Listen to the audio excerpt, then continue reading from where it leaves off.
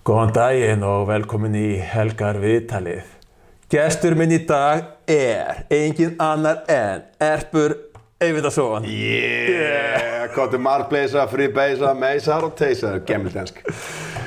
Gaman að sjá þig. Herru, sömuleiðis, þetta gott að vera komin bara hérna út í game.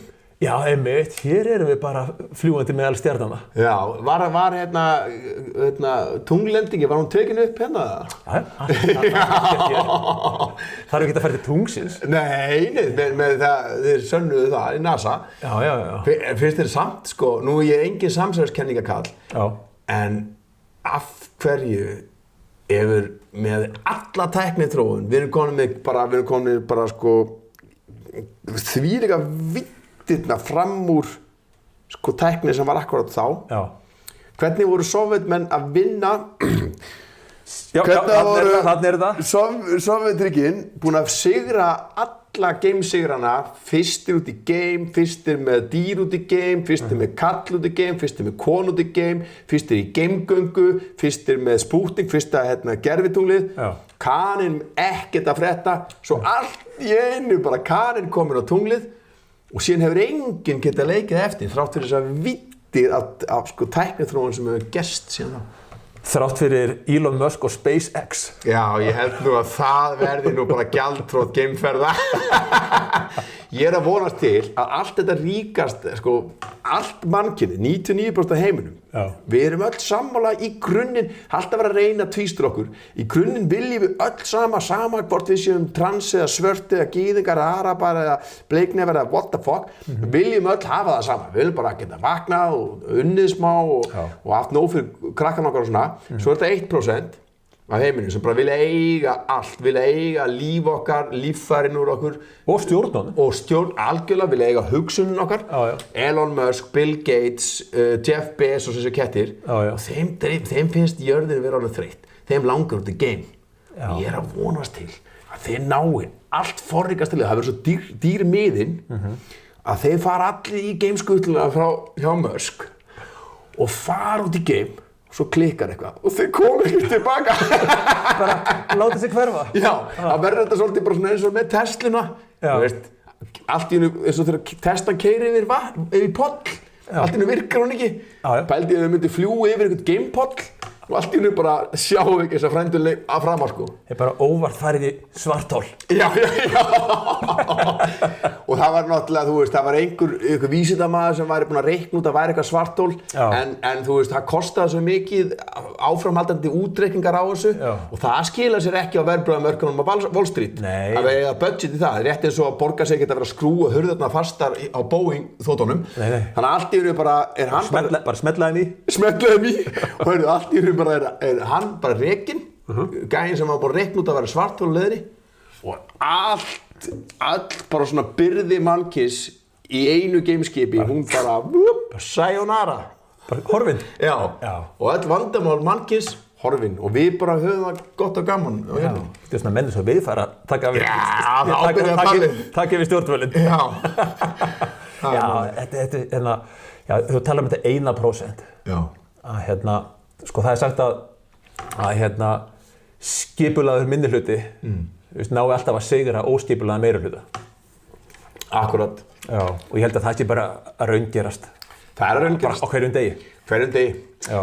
Þetta er náttúrulega það sem að Rómverjarnir sem stýrðu það sem við köllum á þeim tíma heiminum. Þú veist, við náttúrulega, af því að á Vesturlöndum þá var mjög mikil hefð fyrir að bara hlaupum í naflanum á sér. Já. Og auðvitað réði Rómaríki yfir heiminum. Heimurinn var bara Miðjarðarhafið og... Já, fyrir Vesturlöndum. Já, fyrir Vesturlönd. En þú veist, það var enginn að tala um það að það voru sko Kínverjar og Mongólar og voru bara í góðum feeling. Aztekar og Inkar og Mæjar og allt.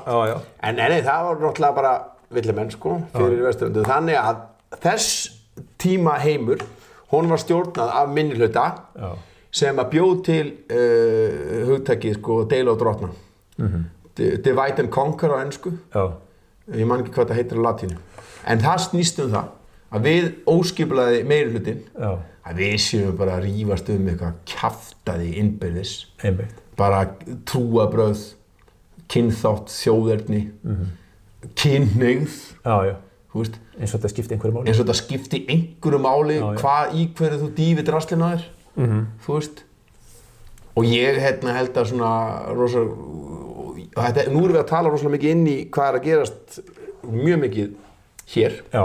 Því einu sinni voru alltaf hægri menn rosa duglegir í allri deil- og drottnavitleysunni að hata þjóðir og svona. En síðan gegnum neolibba, sem sagt nýfrjálshyggju vinstri, sem að kalla sig vinstri en er alltaf bara miðja. Bara samfylkingin. Já, og Viðreisn og Sjálfstæðisflokkur. Já, Sjálfstæðisflokkurinn er komin alveg inn í þetta. Lengi. Já.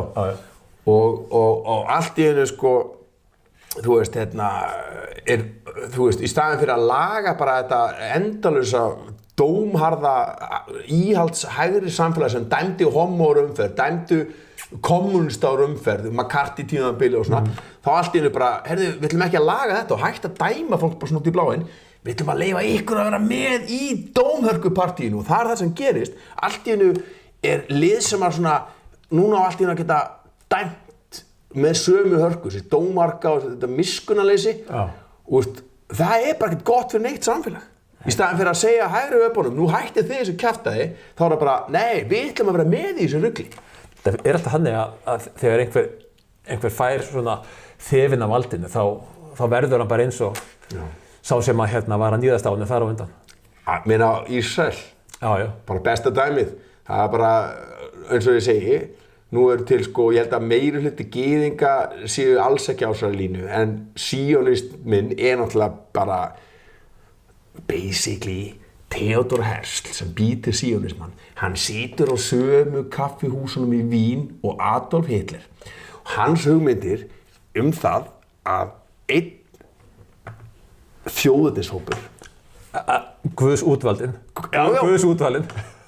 Guðs útvaldi eigi land sem er basically í samvinnu við, þú veist, Rhodes, Cecil Rhodes. Já, Bretana. Fengur þetta gefist, eða þannig séð 1918 var ekki Balfour-yfirlýsingin, það var bara að rita eitthvað blað, Akkurat, þið farið samstarf við stærstu og upprunalegustu rasista mannkynsþjóðirnar og við erum að tala skipulað rasismi sem skipulað. Englendingarnir byrja náttúrulega til að réttlæta kúgun sína á heiminum. Þá verða þær að segja að þessu eru minnavirði. Og það sem er skemmtilegt að segja frá því, þeir byrjuðu á þessu við Írana. Þeir voru í 500 ára kúganir í Íran og luguðu heiminum og pældi hvað þessi rasismi er endalaust langdreginn. Af hverju talað að rauðhært fólk sé eitthvað skrítið? Þetta er svo fallegt, Þetta er keltir. Ég bara, það farið með mig eitt ég er með græn augu, ég er kelti. Já, farðu rautt skegg, ég var rautt í skeggið. Og ég er með svona rauðbyrkin, eða svona, það er smá rautt í hárunu. Mamma, hún er rauðhær. Já, og falleg, mamma líka. Já.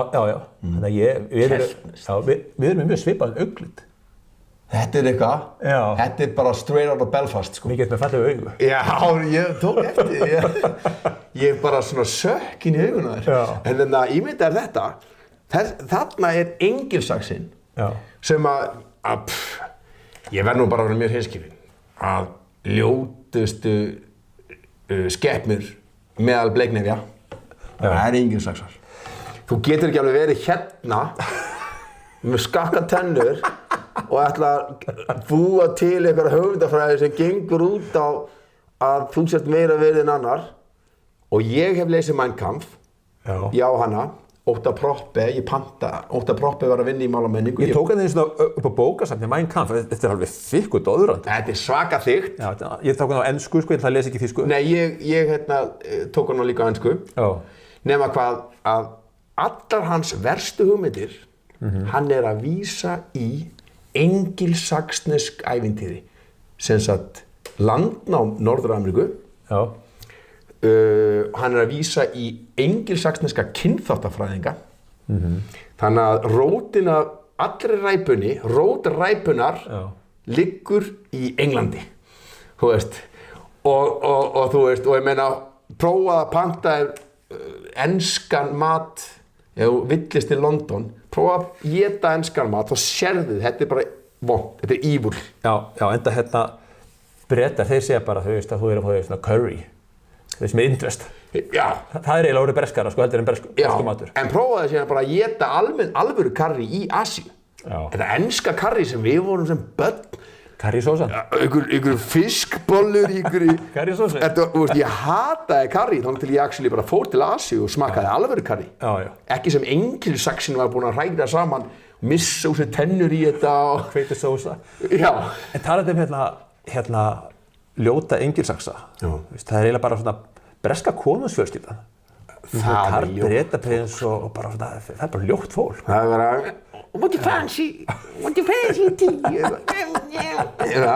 En maður svona segir eitt svakalegt, sko. Já. Að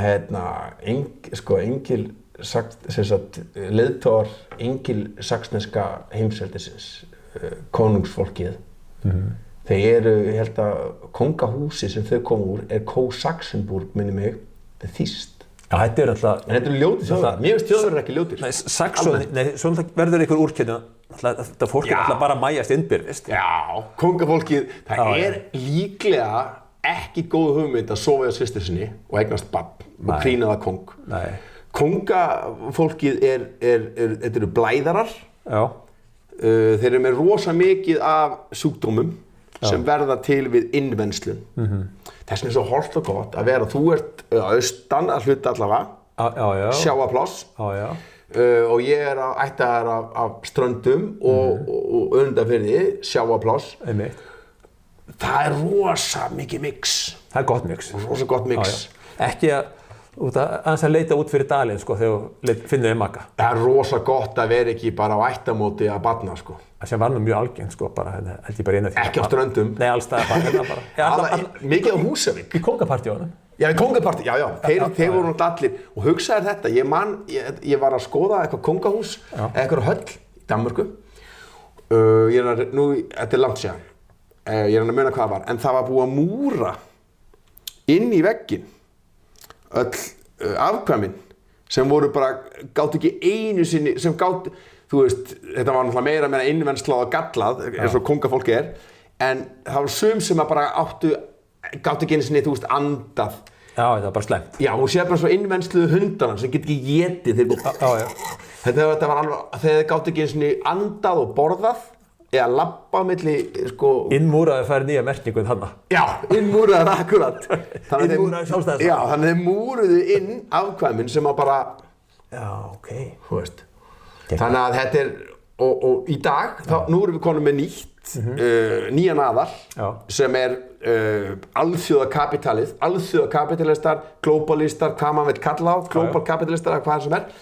Og þeir vinna þetta alveg eins. Þeim er alveg sama menningu, þjóðerni, allt sem að tungumál, þeir borga ekki skatt í löndunum.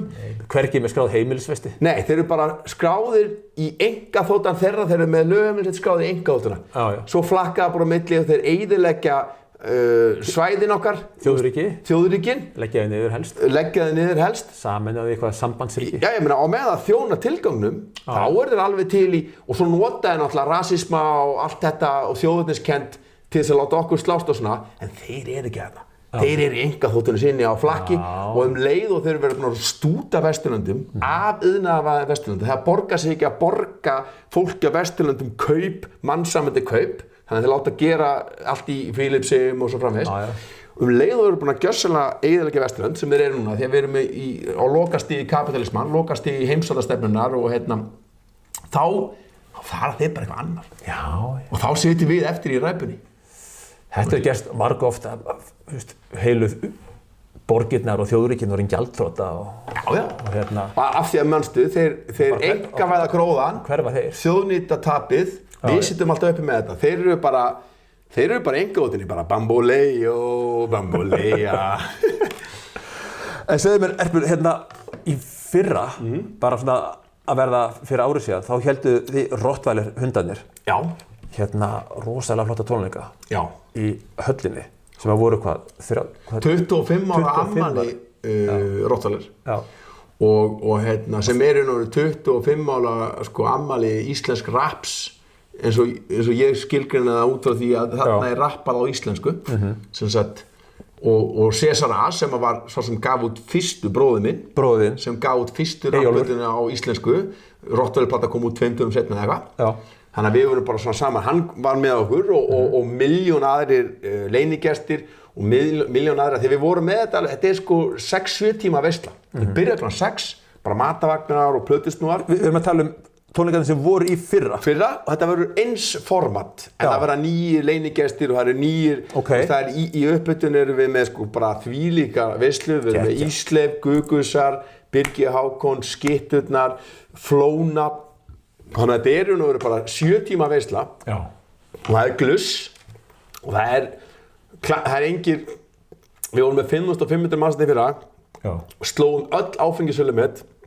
bara strax kl. 9 samt voru engin slag það voru 3 og þetta var svona meira sveitaballadæmi sem einn fekk að góminn og kannski einn tilbaka og svo bara Rottweiler að byrja eða eitthvað það var ekki hnífaræpu vitleysa eða neitt kjaftaði sko þannig að stemningin stórkostleg og lið á öllum aldri alveg bara frá sko eins og ég segi, aldurstakmarkið er 18 en það var fullt af fólki með forráðamann sem var yngra og alveg upp í 16 mannskap. Vel gert. Já, geðveikt sko. Það er 25 ára, svo langur tími. Það er langur tími. Þannig að þú sér það einhver sem var kannski, þú veist bara 35 þarna þegar hann horfir á þetta fyrst. Hann er bara 60 í dag. Akkurat. Þannig að ég er að vera 56 ára, bara næsta mánuði. Sem er ótrúlegt. Af hverju? Af því að þú veist, nú ætlum ég aðeins að runga þér hérna. Takk. Leif mér aðeins að tegja myndir. Ég ætla bara að halda Alla tilbaka. Það er eitthvað. Nei, sem þú ert bara, þú ert gert ýmislegt rétt og foreldraðinir. Því að þú ert ekki eins og hinn og þessi sem er búin að fara í 4 hár ísetningar og Já, það eftir. Já, eins og ég segi, nú ætlum við dæmum engar, fólk gerir bara sem það sýnist við líf sitt en rosalega fínt bara þegar maður er búin að vera alin upp og geta sko ísu 5 daga vikunar Hjört og nýru. Lambakjöt. Íslenskt lambakjöt sem er raun og veru lífrænt. Íslenska lambið er bara upp á fjöllum. Lífrænt steik. Lífrænt steik. Og þú veist, og fiskur líka, bara lífrænt. Lífrænt. Þú veist, og ekkert unnið kjaftaði. Bara út að leika. Og komdu ekki inn fyrir að kvöldmatur. Akkurat, í fyrsta lagi. Og ekki, þú veist, tölvu rugl og sjónvarpsgláp það var sko túbusjónvarpið okkar það var svona stórt og það var sko mjög lítið kveikt á því og það var jafn þykkt eða þykkara í minningunni var það alveg svona þykkt það var bara 2 menn til að halda á þessu þetta var Salora sjónvarp finnst sjónvarp þarna vorum við að tala um að á þessum árum þá var til iðnaður í Evrópu Núna er bara búið að drepa meira en alla innan og eftir að CIA og félagar sprengdu Nord Stream leiðsluna ódýra orku til Þýskalands frá Rússlandi þá þurftu bandamaorku Bandaríkjanna þeir komu og græðu með 5-falt eða 4-falt hærra orkuverð sem þýðir það að þýskur iðnaður er í hakkinu og Þýskaland er svona þeir sem voru svona iðnaðar höfuðstöðvar Evrópu. Já, ég man bara, þú veist, það var bara annarkvæð hlutu sem maður átti var annarkvæð bara Made in USA eða Made in West Germany. Já, en ég get Vestu Þýskaland. Já, ég get nú sagt þér það að það var mjög mikið á mínu heimili sem var made in Soviet Union, sko. Hvað sagði þetta ensku? Sovjetríkjunum? Já, náttúrulega bara bílar. Við vorum hérna með Moskvits, Lada, Volga. Svo náttúrulega vorum við Austurtjálsbíla. Skóta. Ég er alveg upp í Trabant. Afi minn átti bara Trabant. Geggjaður plastbíll. Já, svo kom Wartburg. Austurþýskur. Já. Svo var Dacian. Gamla, hún var ekki mikið á Íslandi. Dacia er gamli kommabíllinn frá Rúmeníu. Skóta, Tjekknest, eina fyrstu bílaverksmiðjum í heiminum, sko. Og þetta eru bílar sem að bara gerði til að endast, eins og kommunistadótið. Ég meina, prófa að spyrja hvern einasta mann sem hefur, sko, farið í stríð. Og það er sorglegt að þurfa að fara í stríð, en menn er alltaf athyglisvert að heyra sögurnar. Að þegar gæjar, ég hitti Dúdda, sko, sem var einmitt að að minna það að þegar þeir hefðu val það að nota kapitalist gerðan M16 gerðan fyrst og fremst fyrir byssusýningar á Flórida þar sem allt virkar í góðu veðri eða AK-47 Automatika Kalashnikov sem að getur sandur, vatn, hann bara gerður til að endast. Ég heyrði einu sinni þessi hérna, kapitalist drasl þessi hérna endist bara nákvæmlega lengi og þeir vilja að ég sé með hann og vilja að ég kaupi næsta þú þarft ekki að búa til svona vörur. Kapitalismin býtir svona vörur. Hann bara slekkur á, hann segir bara það komið uppfærsla í stýrikerfi. Já, og allt er bara... Ég bara fara, ég þarf að hægja á hennum. Já, akkurat. Og ég meina, sjónvarpið mitt var að drepast. 7 ára gamalt. Ég veit systkini í Reykjavík sem keyptu sér á sama degi. Já. Fóru að keyptu sér alveg eins tæki. Einmitt. Og það var í gangi alltaf bara alltaf á kvöldin og einhverjum svona 5-6 árum síðan þá slökktuðu bæði á sér á sama degi. Akkurat! Það var klikkað. Þetta klikkað. Og pældi í sóuninni sem að liggur í þessu. Já. Og síðan kannski skilur svona virkar kapitalismin til að okkur líði vel, við vitum að það massa ógn við sko jarðríki mengun og viðbjóðun sem manneskja skilur eftir sig. Já. Og þá kemur kapitalismin með lausn sko. Sjónvarpið sem endist bara í 5 ár það í endrunum pakningum. Já, alveg rétt. Já. Og svo farður paparör með kókumjólk. Og svo endurvinnurðu sko, við vefjum allt í bara marga metra plasti og svo setið þú það bara í endurvinnsluna. Einmitt, og hvernig endar það? Þú færð það sem flýspeysu. Já, sem að gerist ekki. Því að endurvinnslan á þessu mjög takmarkuð. En ég ger þetta allt, ég flokka allt og gera allt. Það bara, ég held áfram að gera mitt, en ég veit alveg að þetta eru kapitalísk galdrabröð, þetta hókus pókus á þessum apaköttum. Þeir vilja ekki gera stóra aðgerðirnar, sem það náttúrulega að við förum, skilur í að stór hluti sem að kapitalistar mun ekki samþykja, sem að gera það verkum að við vinnum gegn mengun og eyðilegging jarðar, að nýta hlutina.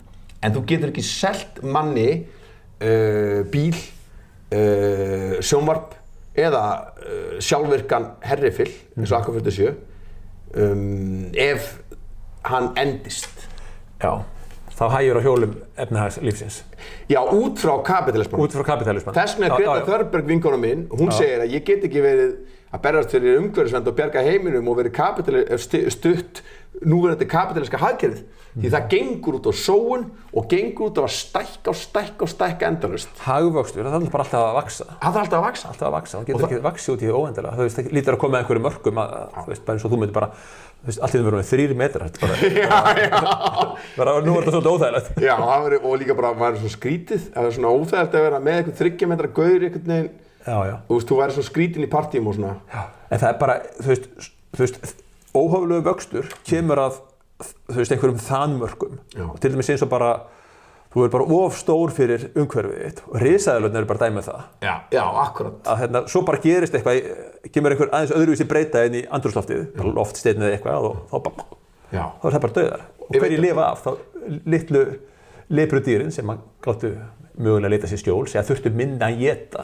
Já, þurfa minna. Og gáttu líka... voru kannski nýtnari kerfi. Já, og líka gáttu aðlagast. Já, aðlögunarhæfni. Já, aðlögunarhæfnin svo rosa, að þú sér að við erum engan veginn, eins og ég segi, menn að þú getur hent okkur í manneskjunni í búr með bara öllum rándýrum og við munum líklega að vera étin hratt, sko. Það verður rosalega veikar skepnur. Veikar skepnur, pældi ég núna á seinastari. Þá fór ég í draumaferð lífsminns, ég fór til Komodo. Ok. Já. Til að hitta dregan. Þetta er Indonesia eða? Já. Komodo dregar. Já, á Komodo eigum. Ótrúlega skepnur. Ótrúlega skepnur. Pælta hans í Komodo dreganum. Hann var bara skapaður fullkominn. Dreginn, hann hefur ekki þróast í milljónir ára. Pælti í okkur manneskjum. Það er endalega, við erum svo illa sköpuð til að byrja með að við heldum áfram að þróast. Við erum búin að missa rófuna. Og tærnar okkar, einu sinni gáttum við að hangið á tánum, við erum alltaf komum á öpum og þú veist, en við þurfum alltaf að þróast endalaust.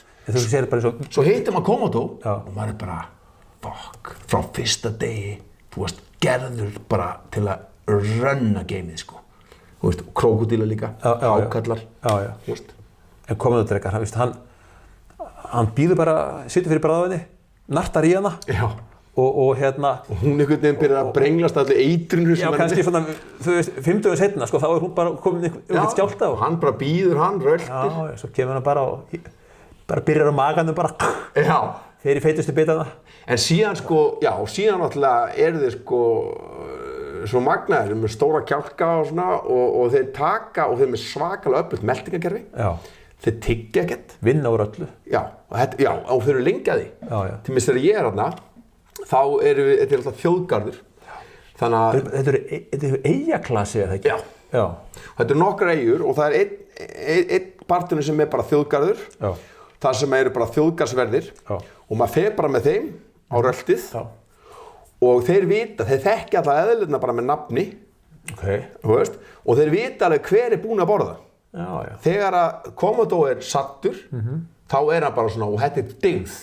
Þetta svo anstand kapitalismanum, eins og minkurinn, það kapitaliskasta dýr sem til Hann fer inn í hænsnakofan, drepur allar hænarnar og nagar eina bringu og svo bara fer hann röltir í næsta. Commodore-drekinn, hann étur eina geit, bara í heilu lagi, svo liggur hann bara afslappaður í 3 vikur stundum 4 vikur og bara að melta. Og þá getur þú alveg komið og verið að tjekka á hann. Ok, sauðmiðlaus. Sauðmiðlaus, nema þú veist það ákveðin hluti sem þú þarft að passa ekki vera með há hljóð og ekki vera eitthvað fokk í honum. Ef þú sleppir því, þá, ég meina, ég get sýnt þér myndir að ég var bara að chilla með þessum dútum, sko. Já, ok. Það snertað á eða? Sko, ég myndi ekki leggja í það. Nei, en ég meina, ég snerti þá, sko, bara mjög varlega og notalega og svona aftalega á líkamannum, sko. Já, ok. Ég ekkert eitthvað svona sem að tökur kísutna með eitthvað klórunum. Klóra bak við eyrun. Klóra bak við eyrun. Nei. Þú veist, þannig að þeir bara éta, melta og eru afslappaðir. En náttúrulega ef hann svangur, þá bara étu hann þig. Einmitt. Þú veist, sprettharnir, eða ekki? Jú. Ég man ekki hvað hraðan á. En þetta eru mjög skrýtnar skepnur því að þeir éta ungarna sinni með þessa. Þeir éta eitthvað annan alveg massíft. Já, það? Já. Þannig að leið og ungarnir fæðast, það fyrsta sem þeir gera, hlaup upp í tré. Af því að mamma og pabbi éta á. Já, þau eru rándýrin. Þetta galið gengi, þannig að ég ætla nú að, það frekar kapitalist endar. En, já, ég meina, það er Byltingin hér til börnis. Já. Svo eru þeir upp í tré, bara í svona 3 ár. Og hvað éta þar? Bara ávextir? Já, skordýr og ávexti og grænt dótari og allt sem komast í. Síðan bara eftir 3 ár, þá eru þeir bara orðnir nógu hraustir til að fara bara niður og reyna bara spjara sig? Að spjara sig. Já, ok. Merkilegt. Magnað. Alveg ótrúlega. Og spáðu hvað þetta er einföld dýr. Krókódílar eru einu dýrin sem að lifa bara betra lífi í dýragarði. Ég hata dýragarða. Já. Ég fer ekki í dýragarða. En svona smá huggun í því að krókódílar, þeir eru svo einfaldir. Þeir þurfa vatn, mat og hita, þá er bara góðir. Sem þýðir það að þeir lifa lengur í dýragarði heldur en í náttúrunni. Já. En á meðan til dæmis háhyrningarnir, þeir hata, þeir náttúrulega eru aðeins og gáðaðir, sko. Þannig þeir fatta bara hvað djöfull SeaWorld í Florida, þetta er skýta place. Þú veist, þannig að þeir eru bara að reyna að drepa sig. Já. Og þeir drepa þjálfarana sína líka? Drepa þjálfarana sína. Einu skiptin sem að háhyrningar drepa manneskjur og ráðast á manneskjur, það er eitthvað skítafés sem er að láta að hoppa gegnum hringi. Sko. Þetta er rosalega skepnur. Ég var í Vestmannaeyjum fyrir svona 2-3 ára síðan og það er félag minn sem á svona björgunarsveitabátur með svona hörðu botni og einhverjum svona blöðru. Já, en með rosalega kröftugu mótor. Þannig að hann færi í kringum eigin á skömmu tíma. En við vorum hann úti og sáum við háhyrninga. Já. Nei. Og við fórum, sigldum nálægt þeim. Já. Og að sjá þá, koma svona hægt upp og þessi sverðuggi. Já. Þú veist, maður bara rísastór. Já, maður finnur svo til smæðar sína bara, shit, þetta er rosa. En sjá hvað þetta geðveikt. Ég þekki kafara sem hafa lent í návíi við þá. Já. Og það er sama hvað þeir eru reyndir og svona. Það fer strax brjálaðar uggur þá. Þrátt fyrir að þeir hafa aldrei. Það er engin frásögn skráð af því að þeir hafi ráðist á manneskjur. Já, það? Virkilega, ok. En þeir leika sér með seli og svona. Já. Þeir fokk í selnum og þeir gera leik úr því, sko. Þeir slá honum á milli sín, sko. Já. Og svo sko, sækjan, taka áhættuhegðun, gáðustu dýrin, gera heimskulegustu hlutina. Til dæmis, þeir eru í stór hættu að fara alveg upp á ströndina að sækja selinn. Þeir gera það samt. Svo faraði með hann út selinn, berja hann og eru bara að gera eitthvað heimskulegt svona gáðu dýr gera. Og það hefur sést sko það sem hafa skilað selnum síðan aftur. Já, það meinar. Það er ádaningin sinni. Það er klikkað. Já, þetta er svona við mannesku gerum líka. Og ofgáðar. Við erum ofgáð. Já, allt og gáð. Allt og gáð. Þú veist, hvað gerum við gáðum okkar? Já, best að finna upp bara 500.000 mismunandi aðferðir við að drepa hvert annað. Þú veist, ég meina, þetta er bara það sem að, þróunarkenning Darwins snýst það, ég meina, þú veist, að viðhalda, sem sagt, tegundinni. Við erum alls ekki í því. Við erum að éta eitthvað Burger King og drasl og gelda okkur, þú veist, Vesturlöndum, við erum öll einhvern veginn með krabbamein og þetta er ekki svona í restina af heiminum. Og feit. Étum eitthvað sem við eigum ekki að éta. Já, bara, þú veist, og við erum að lyfja okkur í draslmaður, við erum að tjönka okkur með öllum fjandanum, þú veist, og við erum sko, og ég meina það er margt svona sem meikar ekki sens fyrir tegundina eins og vera að runga sér eða ríða í smokk og svona, ég enda virði það alveg, sko. Smokki Já, við erum alltaf búin að úrkynnast inn í einhverja sjúkdóma, sko, sem að, kynnsjúkdóma, sem kannski eru kynnsjúkdómar meðal annarra spendýra, ég veit það ekki. Nei, en þetta er svo magnað með, ég getur nú trúið að séu kynnsjúkdómar, en allavega þeir eru grassinandi hjá okkur. Já, allavega, þú veist, allavega ég heyri það að sífilis hafi borið sko með einhverjum skipverjum frá Kristófer Kólumbus sem voru að ríða lamadýrum einhvers staðar í Suður-Ameríku. Bókamál! Ég meina manneskjan er svo heimsk og hvernig anskotunum barst alnami úr öpum í mannfólk. Það var einhver tekið af hann bara. Það var einhver verið að taka á einum bara góðum bavíana, sko. Einhver simpansa. Það var tekið ítt í nakkan. 2 puttar í trínið og vera að vinna á dýrinu. Og bara, það þarf nú nokkar til að halda á þeim, sko. Já, ég sést að þetta er bavíani, sko. Já, þú tekur ekki á bavíana. Hann getur kjöt, sko. Já, ég bara simpansi getur bara, þú veist, rifið af þér, sko. Þetta hefur verið einhver smá, makaki-api kannski? Nei, þeir eru líka aggressífir. Þetta hefur kannski verið orangutan. Þetta hefur verið einhver... Nei, orangutan er ekki í Afríku, þeir eru í Kyrrahafinu. Bara dauður api bara. Þetta er fólk sem leggst á lík, sko. Já, menna, til að byrja með, ef þú ert að fara að setja í dýr, þú veist, þá ert ekki eitthvað, óimar, ég myndi ekki ríða dauðum apa. Ef þú ert að annað bara að ríða apa, af hverju lætur að stoppa því að apinn sé dauður. Þú ert að, það er ekki allt í lagi en það, sko. Þú veist, þú getur alveg ríði hræinu, einhverjum roadkill apa eins og getur ríði einhverjum ferskum sexy apa. Sexy apa? Górilla. Já. En segjum við, förum aðeins í að dagsetja tónleikarna. 24. maí. 24. maí? Já, ok. Og þetta er á mjög viðráðanlegu verði. Já. Og þetta er vorhátíðin. Þetta er alveg eins og í fyrra, við erum að bara bjóða vorið velkomið. Bara komið með sumarið. Já, og við erum að tala að sumardagurinn fyrsti var alltaf ofmatt. Ég man eftir snjó bara á sumardagurinn fyrsta.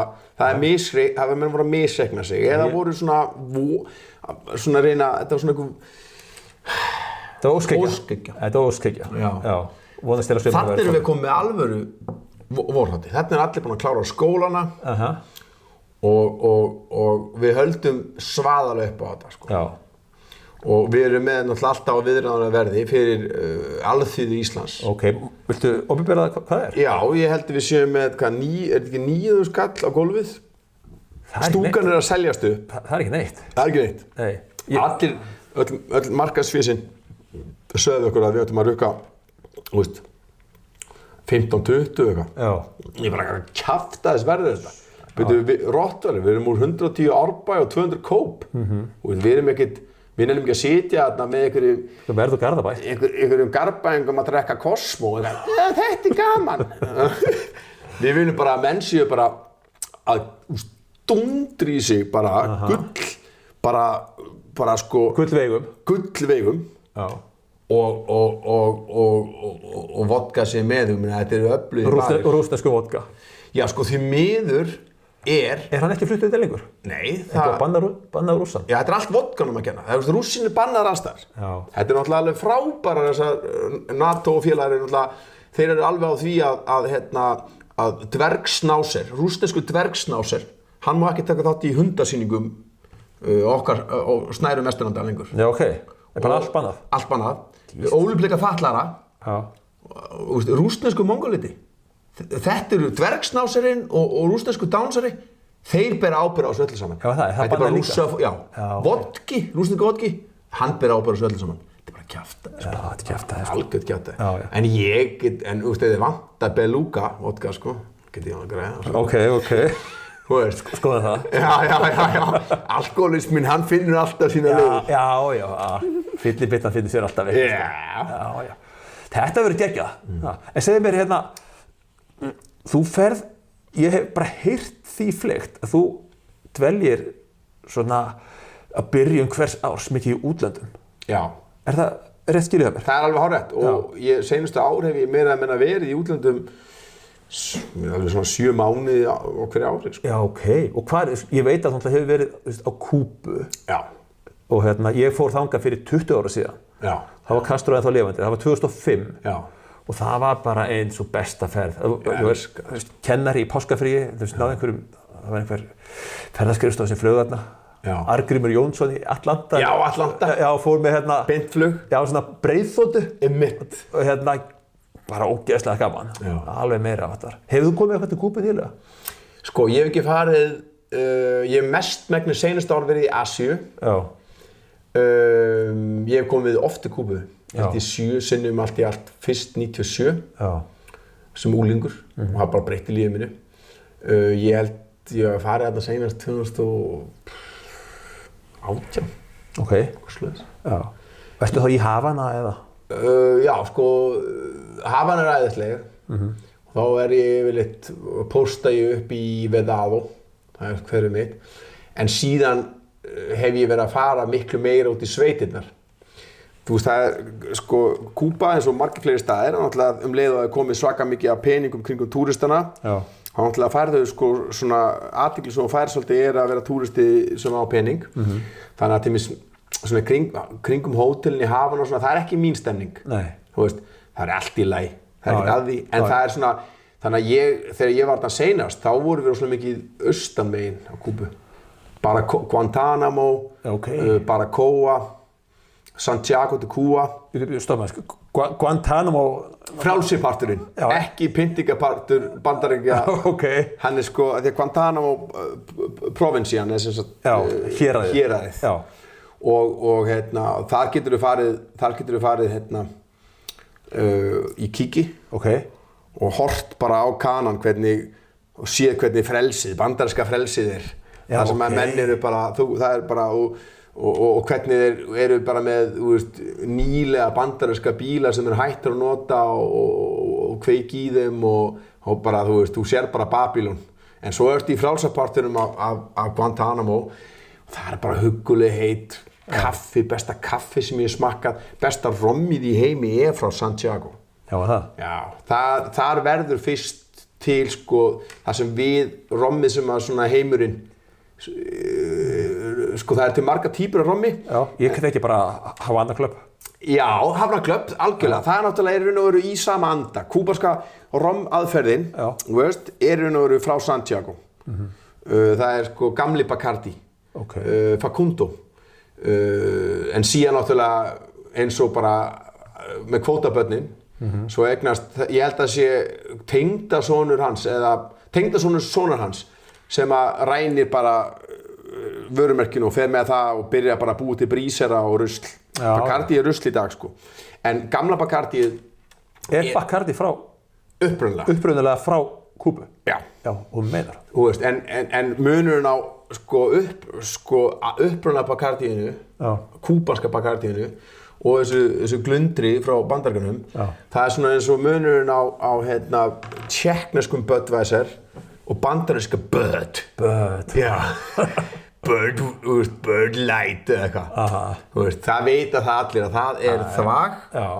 Og þarna kapitalismi búin að bara basically gera ódýrt þvag sem selst með auglýsingaherferðum eða alvöru, skilurðu, öl frá Tékklandi.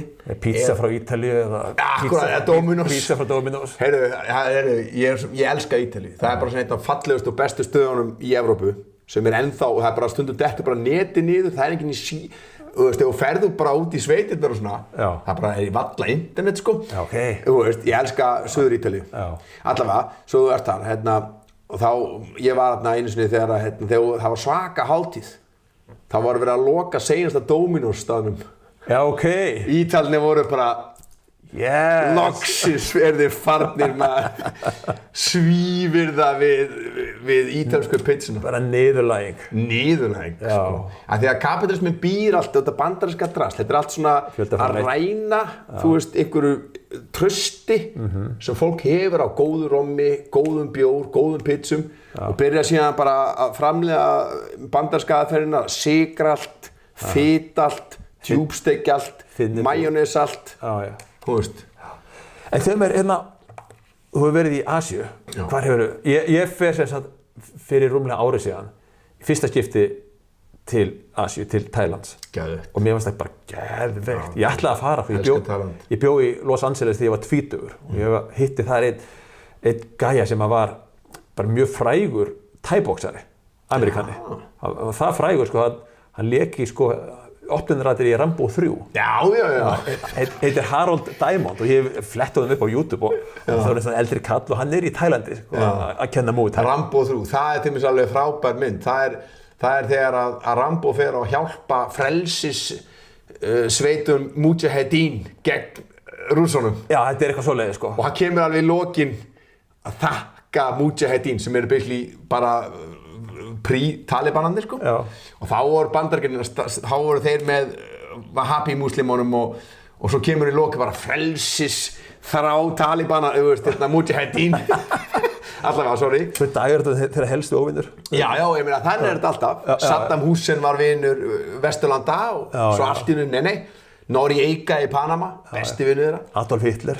Já, ég meina, þú veist, sko, þetta er klikka. Þeir aldrei að hlusta á hvað valdhafar Vesturlanda segja sér vondikallinn. Nei. Þú veist, Jeltsin, þegar þeir elskuðu Rússland og elskuðu Jeltsin, það voru alveg blaðamenn að hverfa og allt þetta, skipti ekki máli. Því að kapitalistarnir fengu frjálst flæði auðlinda Rússlands til Vesturlanda.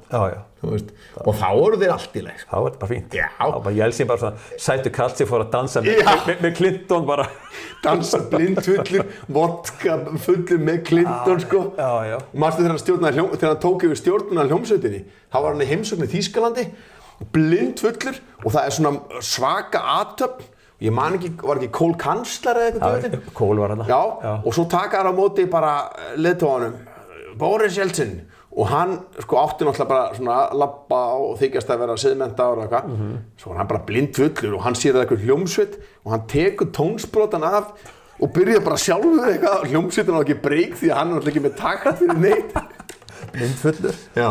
Hann var svona samþyktur, sko. Já, samþyktur. Svo kemur Putin og segir, við þurfum að stoppa þessa hamlausu einkavæðingu. Og þá bara, nei, hann var vondi kall. Og vinna mangis. Akkurat, en sérðu, allt sem í áróðrunum sem gegn Putin er eitthvað sem átti líka, allt það sem slemmt við Putin átti líka við Jeltsin þegar hann var góðu kallinn. En það sem þeir segja ekki að stóra ástæðan fyrir því að þeir hata Putin er vegna þess að hann tekur auðlindina tilbaka og hann notar aðferði við það sem að svona eru frekar harðar. En sjáðu, ástæðan fyrir því að Putin er svona, og nú ég verið mikið í Rússlandi og það sem að hann er svo mikið elskaður hjá meirihluta Rússa fyrir að fyrir 2000 og meðan Jeltsin var það var stanslaust bara mafíustarfsemi, vændi, mansal. Ég fór til Rússlands á þeim tíma, Jeltsin-tímanum, ég var bara óimaður. Eftir 2000 þá ríkur upp efnahagurinn. Það er basically bara út af Putin. Og þú veist, og þetta, hann má ekki segja þetta.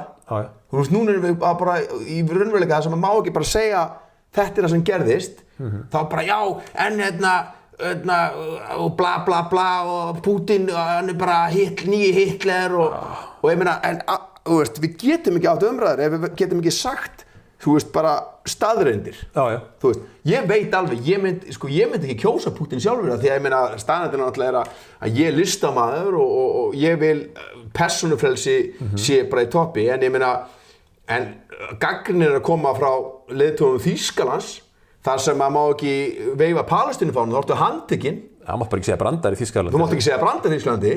Þú mátt ekki vera með kaffi í mótmælum. Nei, en svo sér við bara, við höfum alveg samskoðan dæmi Edward Snowden og Julian Assange og Ástór Magnússon benti á þú veist. Að við ættum ekki að taka átt í vopnaflutningum og allt er bara sérsveitir búin að handtaka. Já, bara stungið inn. Já. Þannig að þú veist, við skulum alveg líta okkur nær. Já, við þurfum aðeins að tóna okkur niður. Í staðan fyrir að vera alltaf að benda á vondakallinn, hinga og þangað, ef við ekki bara reyna að vera með allt sem við viljum, ef við göngum út úr það vestræn gildi séu lýðræði og persónufrelsi, málfrelsi, ef við þá ekki bara hafa það í staðan fyrir alltaf að eyðileggja ræna frelsi af okkar þegnum út af því að einhver sé vondur í annarri heimsálfu. Það er langt í burtu. Langt í burtu. Og hann er svo, þetta er bara svona svo Grímsævintýri, bara þegar maður lesa þetta kjaftaði allir eru vondir í Norður-Kóreu og Pútu, þú veist, og svo vondu Arabarnir, Assad og eitthvað, en síðan kemur bara einhver sem á vegum Vesturlanda, einhver bara jihadisti, þú veist, sem að drepa kristna Kúrda og þessi Giuliani sem komið til valda í Sýrlandi, þá Evrópusambandið bara, nei, sæll og bleið, sagði Kenny. Velkomin. Bara Allah Akbar, sæll, þú veist, og þannig að þú veist, við búum í rosalegri búblu, og ég bý töluvert minna í það, þegar ég fatt alveg að kötta mig af frá þessu, ég auðvitað opna í íslenska fjölmiðla ef ég ætti að lesa eitthvað Jarðskjálftann í Grindavík. Eða aflatölur. Eða veðurspá, morgundag. Veðurspá, ég treysti alveg íslensku fjölmiðlum fyrir því. Já, ég minnst að það fínir þar. Já. En erlenda fréttir, það bara glimti. Eins og bara, þú veist, það var bara íslensku fjölmiðlum þú veist, ég vissi alveg að Bakhmut var fallinn. Ég vissi það alveg, löngu áður, af því ég er með Telegram, sem er eini frálsi fjölmiðl sem að þú hefur í raun og veru... Segðu mér þess frá Telegram, sá sem að stofnaði Telegram... Durov. Já, var það Rússi? Það er Rússi. Hann fyrst til Frakklands og hvað? Hann er með ríkisfang út það? Hvar fann ég það? Var hann handtekinn það? Já, sko, núna er út af því að það er fráls fjölmiðlun í gangi á honum, þá eru Vesturlönd, líklega er þetta þrýstingur frá þeim sem eiga Vesturlönd, sem er Washington, sem segja bara þið verða að handtaka, þið verða að þjarma á honum og það er það sem gerist en hann er ekkert Vesturlönd er ekkert fyrstir til að þjarma á honum hann hefur verið dreginn fyrir dómstóla í Rússlandi í Suður-Ameríku og núna Evrópu undir þrýstingi frá Norður-Ameríku Washington að Er Washington að þrýsta á það að hann hafi verið handtekinn? Menn segja að það sé ástæða því að Macron, hann bara fær skipanir allir leiðtogar Evrópu þú veist, þeir lifa ekki út í embætti ef þeir fara gegn Washington. Sjáðu Olof Palme, eini alvöru leiðtogi Evrópuríkis frá seinni heimsstyrjöld, hvað hann var drepinn og hann var einhver róni sem drap hann, líklegt, þú veist, og af því að hann fór gegn hagsmunum Vesturlanda, apartheidstjórn Suður-Afríku, apartheidstjórnin í Ísrael, hann stóð með Kúrdunum sem á þeim tíma náttúrulega þá er Tyrkir mjög diggur og mikill samstarfsmaður í NATO, þú veist, hann gerði allt sem hann mátti ekki. En þú veist, bara Evrópa og Bandaríkin, þú veist, það er bara langa sögu af inside jobs. Þú veist, Kennedy eða Martin Luther King, Malcolm X, þú veist, og síðan náttúrulega niður í Afríku, Thomas Sankara, Abraham Lincoln, örugglega. Já, ég meina, þú veist, við erum að tala um inside job. Já, ég meina, þú veist, við erum að tala um að það er, valda elítan er ekki við. Já. Þú veist, og við, þú veist, og þess vegna finnst mér líka alveg með að, mun alltaf eftir því að það að vera bleikur og litin, það er ekkert slæmt. Það er ekkert gott, það er ekkert slæmt, það er bara litur. Það er bara litur. Já. Þannig að við sem Evrópumenn, við getum ekki, ef við tökum afstöðu með hinum kúðu, sem eru kúðar af því þeir eru svartir eða arabar eða hvað nú þá er bara í fína lagi að vera bara, þú getur talið æðar þar ég glær, þú veist, það verður fínlegi. Það liggur ekkert í, við erum ekkert ljótir að við erum glæsilegir. Við tveir, já. Já, við tveir, hárið. En það elítan okkar, hún bara í sínu endalaust og þeir gabba okkur með þetta snúist annar heldur bara græðgina sem að þeir keyra á, sko. Já. Þeir eru mjög góðir í afvegaleiða, eins og þú sagðir, divide and conquer. Já. Og Vogue-dæmið afvegaleiðing, þótt að upprunamerkingin sé frábær. Já. Ég meina að þeir valdi nær alltaf tökum á öllu sem gert fyrir okkur öll. Svo bara svo auðvelt að kaupa fólk líka. Það nefnilega helviti auðvelt. Sérstaklega í kapitalisma þar sem að misskiptingin nógu mikil. Það svo auðvelt að kaupa eitthvað sem að getur á ekki fyrir til hnífs og skeiðar. Eða komin í græðgina og vill eiga miklu meira en það þarf, sko. En talandi Tæland, aðeins að Tælandi. Já. Hvernig segðu mér bara, hvar hefur verið? Þú veist, ég hef verið í Bangkok, ég hef verið í Pattaya og verið bara svona á þeim slóðum. Já. En þú, ertu búinn að fara, þetta er risaland. Þetta er risaland, þetta er stórkostlegt land. Já. Og þetta er land sem að voru aldrei nýlenduvættir. Þeir voru alltaf sjálfstæðir. Það er náttúrulega mikil svona einhver friðarhefð. Mér er sagt að þeir ekki fara í stríð sko við aðra þjóði. Bara, þú veist. Þeir í raun og veru náttúrulega hafa neyðst, þeir hafa verið neyddir af stórveldum, eins og Vesturlönd hafa neytt, þeir neyddu á til að taka þáttum með sér í Víetnamstríðinu. Sem þáttakandi bara. Sem byrðastöð. Coalition of the willing. Já. Þú veist? Við könnumst við það. Við könnumst við það og núna komið nýtt Coalition of the willing. Það ekki gegn Rússlandinu, Jú. Þetta er alltaf frábært þegar maður heyrir þetta Coalition. En reyndar hugtaki kemur kringum Íraksstríðið. En allavega á þenn tíma hét eitthvað annað. Tæland hefur alltaf verið sjálfstætt ríki. Já. Og konungsríki. Já. Og þetta eru búddistar, mestmegnis. Já. Rosalega mikil þú þekkir þetta. Já. Rosalega mikil virðing, kurteisi. Vingjarnlegir, þeir eru svona fram úr hófu gestreisnir. Já. Og einhvern veginn svona lítillátir. Já. En samt stoltir. Já. Þetta sko rosa dóminerandi í rosa stórum hluta af Austur-Asíu. Nægjusamir, absolutt. Sko í Austur-Asíu er þetta mjög sterkt, sko. Og ég tengdi þetta fyrst strax bara við búddisma. Já. En síðan náttúrulega ertu í stærsta múslimaríki heims Indónesíu. Þetta er alveg eins þar. Já. Þú veist? Svona þessi manngæska og... Já, og kurteisi og heiðarleiki. Já. Það er ekki séns að láta svindla á sér í Indónesíu. Já, það meinar. Það er bara að þú fær, þú veist, Það er ekki þeirra að höstla þig. Nei. Malasía, bara... Já, þú hefur bara verið þarna út allt í Suðaustur-Asíu. Já, Filippseyjum. Já. Og ég hef verið í Víetnam, stórkostlegt land. Já. Ég tók, svo ég klára nú að svara spurningum með Tæland, þá var, ég hef verið á eyjunum. Já, þarna söður frá þarna... Já, bara... Hvað heitaði, Krabi og... Já, Phuket og Koh Samui og Koh Phanang, minni mig, og fleiri eyjum. Já. Og síðan ferðu þarna svo á meginlandinu, þannig að Bangkok, mér finnst Bangkok ekkert skemmtileg. Bangkok er bara stórborg. Hún er bara menguð, troðin. Rosa mikið traffík. Hávaði, traffík, ég er bara, nei. Já, það er fínt að koma þetta í 2-3 daga. Já, alltaf að lenda þarna. Já. Pattaya, ég hef verið á Pattaya. Það var mjög gaman í svona mannfræði stúdía. Það er rosa mikið að... Já, sér ýmislegt. Já, það er ég held að það séu allir með blóð í draslinu. Með hvað? Með blóð í draslinu. Ok, já. Enda bara, þú veist, gæinn sem seliður, ég vil píur á þessum vinnarbörunum, pían sem seliður Chang, hún seliður líka bláar. Já, það er tippatöflur og öl. Tvei friðtilboð. Já, svolítið fyndið. Þú ert þarna niður í Pattaya og í þessu bara barhverfi. Já. Þetta er allt stjórnað af konum. Það eru konur... Þú sér að kalla þetta, nema ladyboys. Já, það er rétt. Það er alveg örugglega fullt af köllum sem eiga dótið, en fólki sem þú mætir eru konur. Eru konur og það eru konur sem afgreiða á börunum. Já. Og það eru yfirmennirnir. Já, yfirmennir, rekstraliði, sko. Já, þetta er allt konur. Já. þú sér rosa mikið af konum á Pattaya og svo sér rosa mikið af konum sem að eru, nú ég reyna að tala rétt, sko, eru svona líkamlega mitt á milli. Ok. Þetta náttúrulega mjög þekkt á Pattaya. Já. Að það eru alls konar kynfæri í gangi.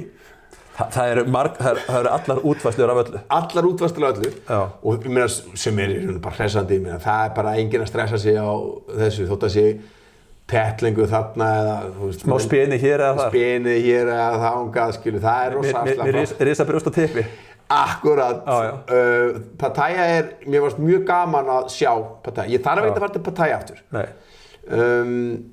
En það var merkilegt. Svo fórum við áfram upp. Ég vil bara segja rétt hérna. Það er mjög, út af því að ég er vaxtarhaldamaður, liftingamaður. Það er mjög mikið að mönnum sem bara koma til að æfa. Það er ódýrt að búa þarna, það er góð gym, stutt á ströndina. Ég náttúrulega var fyrstu mánuðina núna bara í svaka dæmi á Phuket reyndar. Það er hérna, mér skilst að Pattaya sé ódýrari. Miklu ódýrari. Sko hérna, já, vaxtarhaldamenn eiga yfirleitt ekki neitt, sko, fyrir borun á sér, sko. Þeir eru fátækir. Það kostar að lifa. Þeir eru með rangar áherslur í lífinu. Já, það er bara að kaupa mat og lyf og annað bara. Það er bara, það mæti forgangi. Já. Þú veist, hús og annað, sko, greiðslubyrði, þú veist. Ef bæsefurinn er góður, hver þarf að búa einhvers staðar? Nákvæmlega, þú veist, þegar ég bjó í LA, þá kynntist ég mikið af vaxtarhaldamönnum. Og hérna, þeir oft bara byggum, þetta voru algjörir mínimalistar þegar koma, þú veist, svona lifistandard. Kannski bara áttu bara einhvern trailer og bara byggu í honum eða einhvern sendibíl. Ég verð nú að segja alveg svo, það finnst mér heilbrigðari gildi að ákveða að rækta líkama sinn heldur en að vera með endast okkur dauðum hlutum. Já, alveg það. Skilurðu, þannig að hérna, já, sko, Pattaya miklu ódýrari en Phuket. Ég var sem sagt á... Og Bangkok líka dýr, sko. Bangkok skíti og líka bara ég nenni ekki að vera í höfuðborg lands og ég get bara keypt japanskan bjór sem kostar, ef ég er í Tælandi, þá það Singa, það Chang. Já. Ég nenni ekki að vera að drekka eitthvað sem kostar, sko, bara eins og ég sé bara komin á bara hótelbar á Íslandi. Bara Nordica eða eitthvað. Já, eitthvað innflutt atriði, sko. Já, það gengur ekki. Það svo lókalegu ferð út og það það sem ég held að hafa með að gera hvað Tælendingar hafa verið sjálfstæði lengi. Þeir eru rosalega mikið stoltir af sínu og þeir hafa fengið að þróast, sko, svo mikið sjálfur bara með þetta, þannig að þeir eru með rosalega uppáhaldsmaturinn minn Tælendingur, ég elska tælensku matur, ekki. Og hann pældi hvað hann er tiltölulega hollur og skilur alvöru tælensku matur. Þú veist, allt þetta, sko, þetta djúpst þetta dót eins og núna hérna á Íslandi, mikið af tælensku stöðum, allir tælensku staðir eru með alvöru tælenska líka, en þessi svakalega áhersla á djúpst þetta rækjur og eitthvað svona, ég hef ekkert séð það mikið í Tælandi, sko. Þegar ég er hérna úti, þá borða ég yfirleitt bara það sem þeir kalla street food. Já. Og það eru bara svona, þú veist, það er bara grillað. Það er bara mikið grill, algjörlega. Það er alltaf með, þú veist, þeir eru með þessi mótuhjól sín og svo bara einhver grillvakt og keyra bara milli einhverja götuhorna. Einhver túk með einhver áfestu grillimar og... Kólagrill. Kólagrill. Einhver gasgrill. Já, neða, svo geðveikt. Bragðið verður svo ekstra gott. Þetta er alveg, og hérna, og þú veist, kjötið og ávaxtir, þetta er allt mjög ferskt og ég hef aldrei fengið... Ótrúlega, sko, ávaxtir og grænmeti og kjöt í Tælandi, þau eru með svo mikla, sko, landbúnaða framleiðslu, virkilega góða vörur. Ég til mér svo upplifði það ekki á samaskapi í Indonésiu. Já, ok. Þú veist, og líka, það eru fleiri hluti sem spila inn í. Já. Mér finnst indónesísku matur ekkert sérstaklega merkilegur, sko. Já. En besti maturinn nú í Tælandi og Víetnam. Ég hef heilt rosalega vel talað Víetnam líka. Já, við fórum... Þeir eru það kommunistarríki en þá ekki? Já, sem er bara frábært. Þeir eru bara að blómstra. Verðin eru, þú veist, hérna, bara mjög hófleg, ódýrari en Tælandi. Já. Og líka bara það fungerar allt. Það er allt tipp-topp, heilbrigðiskerfi tipp-topp, eins og í kommunistarríkjum. Já. Þú veist, það er bara, hérna, þú veist, sagan og svona föðurlandsástin og ég meina lög og regla, þú veist, þú mútar þér ekkert, þú sér nú bara hvað gerist þegar Gary Glitter Gary Glitter, helvitis pervertir. Já, barnaperri var breski Já, hann var búinn að taka alls konar snúninga í Asíumar og búinn að vera að djöflast níðast á börnum út allt. Já. Svo hélt hann var bara í N1 barnareisinni kemur til Vietnam og er að djöflast bara strax bara í jaili með þig. Gott. Og hann á að múta sko fjölskyldum fórnana bara. Já. Það breyti engu, það var bara það skiptir engu máli. Við vitum alveg hvað það gerðir. Þú getur mútað þeim 5 sinnum í viðbót en þú ert að fara að klára dómiðin hér sko. Okay. Bara svona alveg eins og í kommunistarríkjunum. Bara, þú veist, þeim er alveg sama út þetta bleiknefi að vestan, skilur.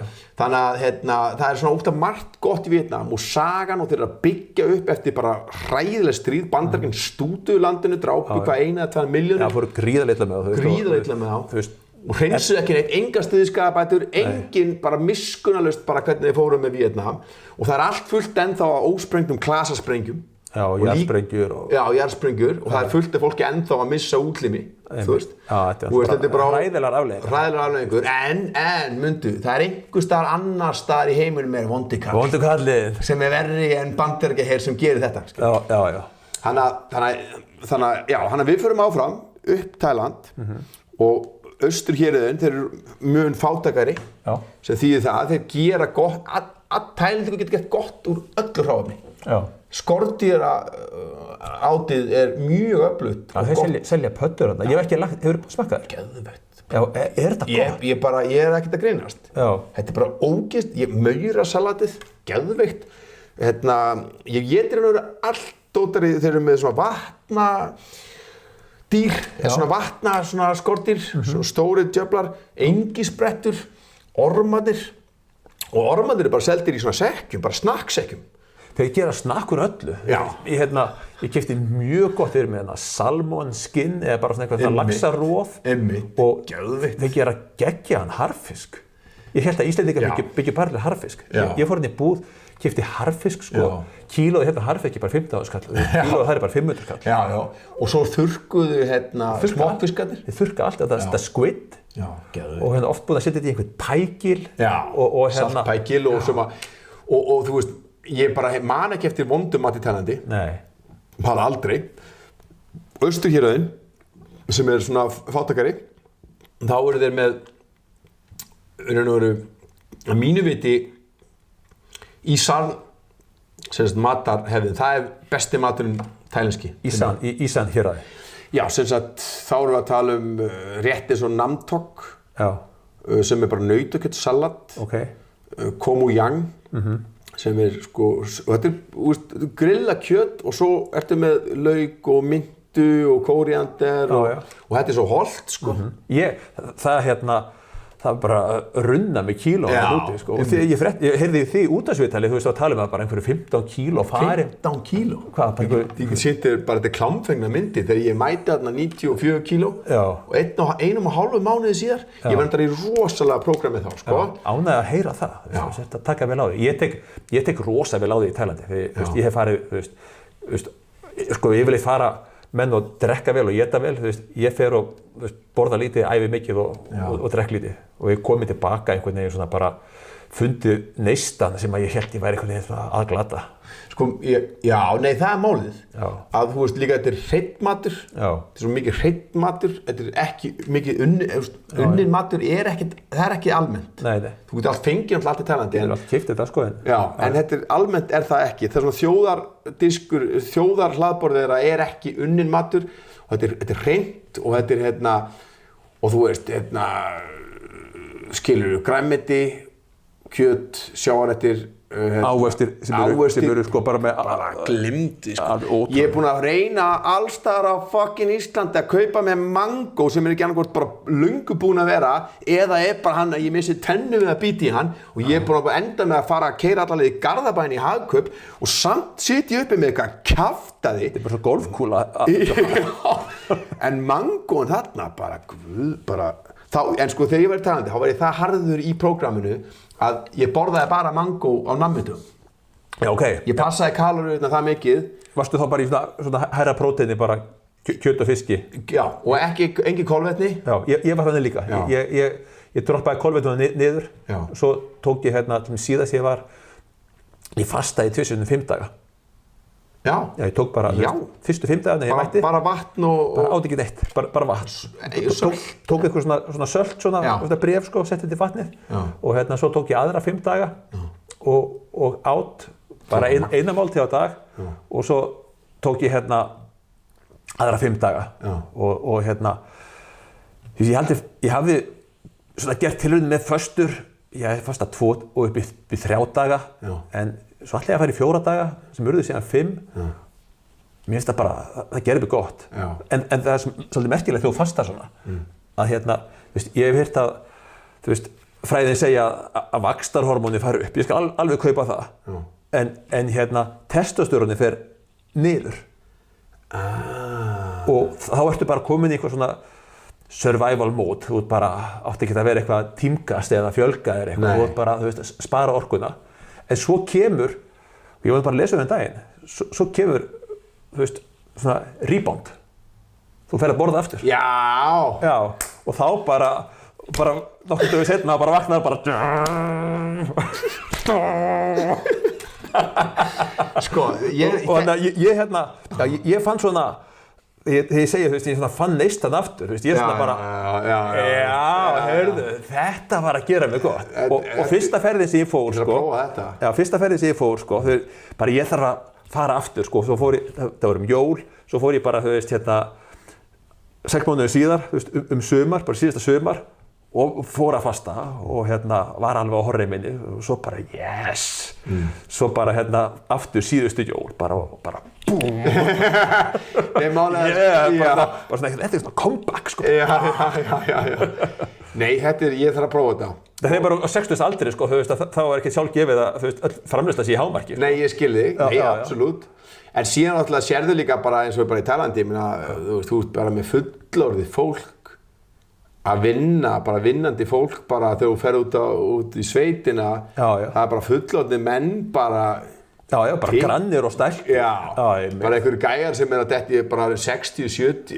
þannig að þú veist, það er og sérstaklega einmitt, það er mjög gaman að fara út í sveitirnar keyra þarna upp Chiang Mai er æðislegt Chiang Mai er æðislegt, það er náttúrulega allt annað stemning það er ekki einhver stað sem hún fer til að fara bara og nú ætla að gamna mér þú veist á eigunum, þá er það mikið full moon party og svona Chiang Mai er miklu meira svona á andlega sviðinu skilur auðvitað er alltaf jamgata í allstæðir Tælandi þú veist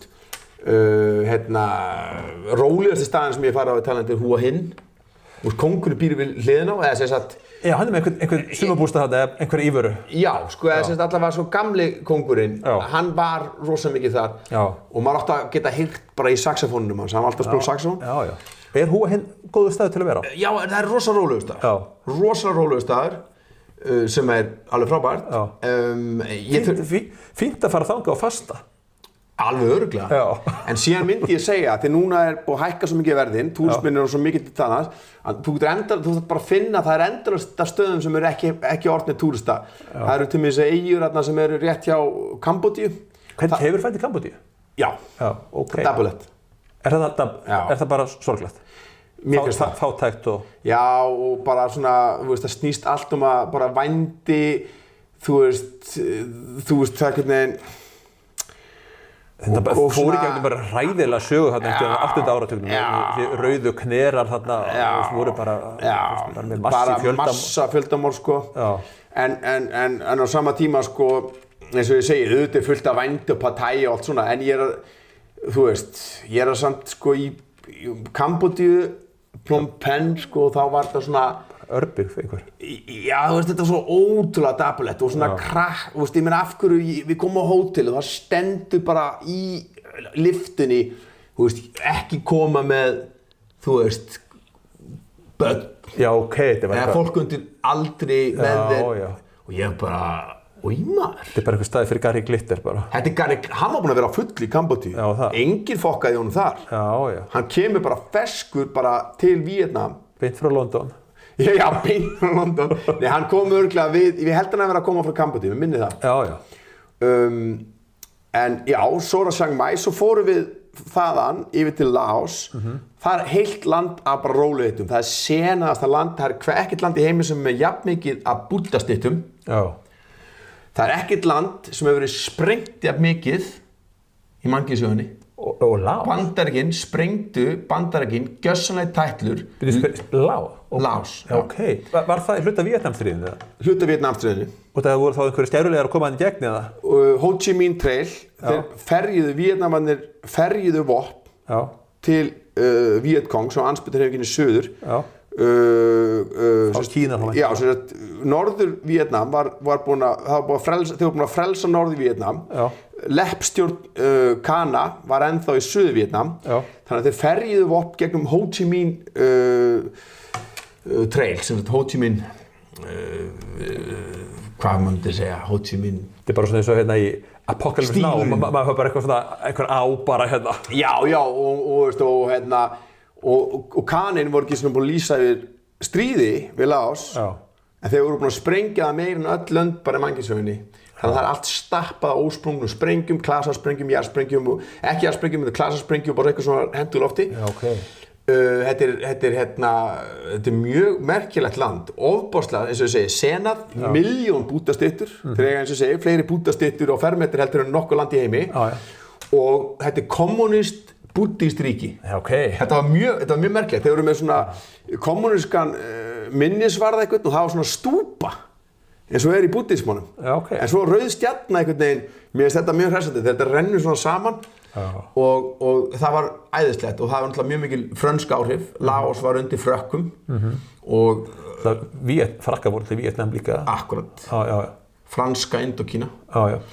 Svo fórum við til norður Víetnam og norður og suður Víetnam er ofboðslega ólíkt. Það er Saigon í Ho Chi Minh City. Ho Chi Minh City sem hét Saigon. Já. Og svo það hérna í norðurinu Hanoi. Já. Og Hanoi og það var bara skít kalt þegar við komum eitthvað. Ég ætti bara að kaupa með föt. Hvað segja? Já. Og svo förum við alltaf sunnar og sagan er svo rosaleg. Fóruð þið til, það er borgandi í milli hérna einhvers staðar með miðjumhluta sem heitir Da Nang. Já. Hefurðu farið þangað? Hvernig, ég hef verið að skoða það möguleika að fara þangað. Ég bara, þú veist. Er það góður staður til að fara og lyfta lóðum og ég held í raun og veru að allstaðar í Víetnam getur þú fundið sko svona, myndir þú vilja vera til að lyfta lóðum. Ég myndi bara fara gegnum allt Víetnam og lyfta lóðum allstaðar. En náttúrulega Ho Chi Minh City er svaka partyborg. Þú veist, það er svaka fjör. Hanoi er ekkert neinn partyborg. Nei. En ég myndi, en það er svo mikil umferð. Bæði, þetta stórborgarna þeir ættu aðeins að fara meira í almenningssamgöngur sko, því að Kínverjinn er alveg bara geggjað með almenningssamgöngur. Já, ég held að Kínverjar séu bara á toppnum örgli í öllu sko. Þeir eru bara búin að sigra þetta sko. Já, maður sé bara, þú veist, virkjanakerfið, vassaflsvirkjanir. Ég bjó í Kína, skilur líka. Og svo bara ég að koma á flugvöllunum og ég fer bara í lest frá flugvöllunum. Og þetta sko þegar ég fyrir löngu síðan. Og lestin fór með okkur á 460 km hraða. Sæll. Og skoðuðu almenningssamgöngurnar á Vesturlöndum. Ok, nú ætla ég þarna er ég að fara fram á mér. Skoðu almenningssamgöngur í Bandaríkjunum. Bara rusl. Auðvitað eru ofboðslega flottar almenningssamgöngur út allt í Evrópu. En samt, miðað við kínversku, bara gleymdu því sko. Ég var í 460 km hraða, mér leið bara eins og ég var að fara bara ég var komin í Back to the Future bílinn. Mér leið bara eins og þetta var svona. Þú veist. Og þetta og Japanin, þetta sko, ég held upp til japansk tækni. Japanin er með ofboðslega flott almenningssamgöngukerfi líka. Já, ég hef hitt bara, þú veist, að fara til Japans bara svona notendavænleg tækni sé bara, þú veist, á allt öðru bara leveli. Og sko, og raun og veru Kínverjarnir eru búin að taka allt sem var best í Japan og það er komið þangað. Japanin er búin að vera sko, Kínumaður vill fá allt gott frá öllu sem er gott, þannig að þeir hafa fengið svakalega mikið frá sko japansku tækni, japanska tækniþekkingu frá Japan. Já. Og þannig að þú veist og þeir eru, ég held að sé núna að vinna að nýri lest sem að fer á 1000 km hraða. Ok, heyrðu, stoppa aðeins, við erum komið þú veist í klukkutíma korter. Já. Við vorum aðeins að ræða áður en við endum þetta. Já. Ég vil fara aðeins hringinn tilbaka og tala tónleikaðina og fyrsta rappljómsveitin eru náttúrulega þá Cesara og XXX Rottweiler. Sko, ég bý í Bandaríkjunum svona 90-92, þú veist, og ég hérna 92 bara þegar, þú veist, Ice-T að koma með Cop Killer og þú veist, ég í LA þegar LA hérna Riot og berja Rodney King og bara... Lögga var alveg bara, óverðir og hérna, ég svona í Bandaríkjunum þegar, þú veist, rappið svona slíta baskonum og verða, þú veist, stórt. Hvernig þróaðist það hérna á Íslandi? Fyrir aðeins bara tilbaka, þú veist. Þannig að 92, þú veist, eða 90, þú veist, þá er þú bara 13 ára. Já. Ég er 12-13, sko, í raun og veru svona, við erum alltaf eldri systkini okkar voru rosa mikið í svartri tónlist. Bæði rappi, en þú veist, Parliament, Funkadelic. Varstu eitthvað, þú veist, að hlusta á rock og þungarokk eða eitthvað til áður en rappi kom? Því að það var svona Nei, sko, við vorum svo alin upp á Prince og, veistu við segi, Parliament, Funkadelic, George Clinton, Stevie Wonder, það var rosa svört tónlist. Motown, það var ekkert blues, það var ekkert svona mikið af blues, en það var sko svona nýrra fengið. Nýrra fengið. En líka, pappi var alveg að blasta, sko, Barry White og svona. En á sama tíma þá var mamma og pappi svo svakalegt bókmenntafólk og pappi ljóðskáld og mamma kann alla íslenska bókmenntir utan að. Þannig að það sem að gerist hjá mér og bróðum minn Cesari, Eyjólfi, að þetta slær saman rytmin og tónlistin sem svört, íslensk ljóðahefð og bókmenntir. Þetta smellur saman, þú veist, í raun og veru bara ég 12-13 og bróðum minn 2 árum eldri en ég þegar við byrjum að semja text á íslensku sem þetta nákvæmlega þennan tíma sem þú talar. Já, svona 1990. Já, svona 1990 þegar Ice-T Public Enemy, Beastie Boys, Fresh Prince, Bel Air. Nei, við sáum ekki sem þetta, en hann rappaði sem Fresh Prince. Will Smith notaði rappnafnið Fresh Prince fyrst.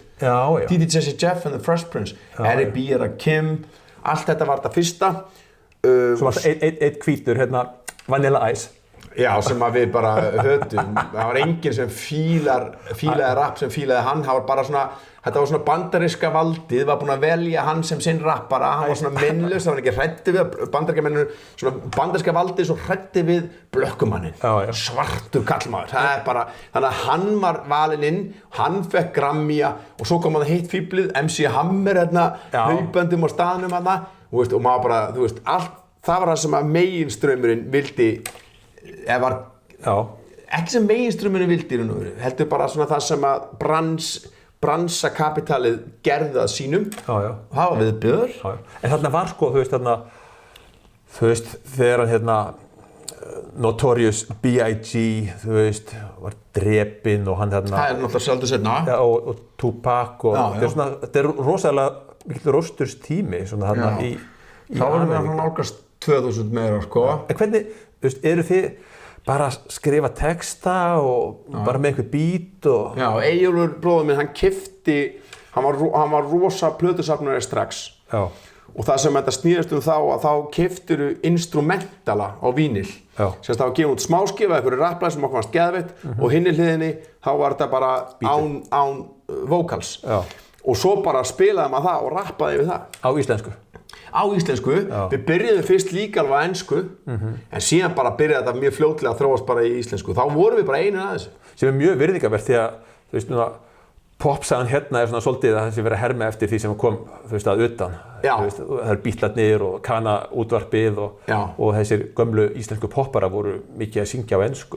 Já, og voru að gera coverlu og svona. Já, en svo komið þið bara með algjöran orginal. Já, en líka við erum aldrei upp í Danmörku, sem krakkar. Mikið, þannig að við vorum strax mjög meðvitaðar að rapp, ef Dan ætlar að rappa þá rappar hann á dönsku, Íslendingur ætlar að rappa hann á íslensku. Þú veist eins og ég segi, fólk má gera hvað sem þið sýnist, en við vorum búin að sjá, Danirnir eru fyrstir á Norðurlöndunum til að rappa á dönsku, gera það vel og verða stórir.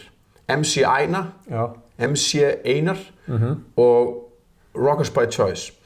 Þetta voru dúttar sem eru bara ótrúlega snemma, bara örfáum árum eftir að fyrsta rappplatan bara kom út. Fyrsta rappplatan kom út 79, DJ Fatback og ég held að sé bara svona 82, 83, einhvers stað þarna, 83, þá það sem að Danir, og þeir eru svona ógeðslega nettir, þegar Dani nettur, þá hann nettur. Við erum að tala að þeir voru engan veginn að í ykkur svona að larpa sem ykkur rappara frá Brooklyn. Þeir voru bara í hlýraból, sömu hálfgríslu og ég, sem á rætur sem reykja til þessa tíma.